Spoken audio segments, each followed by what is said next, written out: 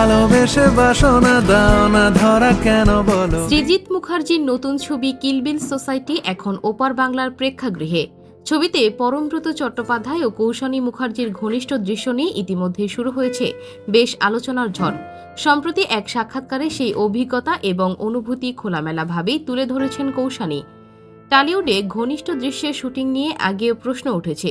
এই ছবিতেও সেই ভাবনা মাথায় রেখে নারীদের স্বাচ্ছন্দ্য ও নিরাপত্তার কথা ভেবে বাইরে থেকে আনা হয়েছিল একজন বিশেষ ইন্টিমেসি কোঅর্ডিনেটর।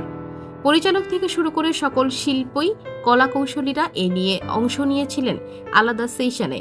কৌশানী বলেন, সবাই মিলেই একটা সুরক্ষিত ও পেশাদার পরিবেশ তৈরি হয়েছিল, যেখানে আমি নিজের মতো করে কাজ করতে পেরেছি। সাক্ষাৎকারে কথা ওঠে কৌশানীর ব্যক্তিগত জীবন নিয়েও।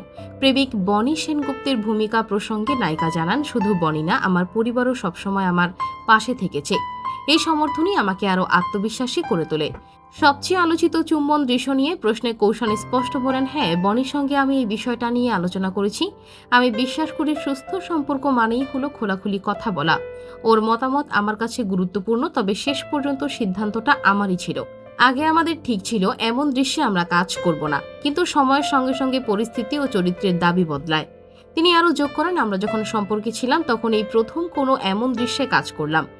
বনির বরবাদ ছবিতে একটা লিপ কিস ছিল, তখন আমি ওর জীবনে ছিলাম না, তাই এটা আমাদের জন্য একটা আইস ব্রেকিং মোমেন্ট ছিল। শুরুতে একটু সময় নিয়েছিলাম, ভাবনা চিন্তা করেছি, তারপর বুঝেছি চরিত্রের প্রয়োজনে এটা যুক্তিসঙ্গত। আমার কাছে চরিত্রের প্রতি সততা সবচেয়ে জরুরি। এই খোলামেলা এবং বাস্তব কথাগুলো কৌশানীর পেশাদার মনোভাব ও পরিণতি দৃষ্টিভঙ্গিরই প্রতিফলন। নিজের সিদ্ধান্তে দৃঢ় থেকে ভালোবাসার মানুষ ও পরিবারের সহায়তায় কৌশানী যেন আরও এগিয়ে চলেছেন নিজের মতো করেই।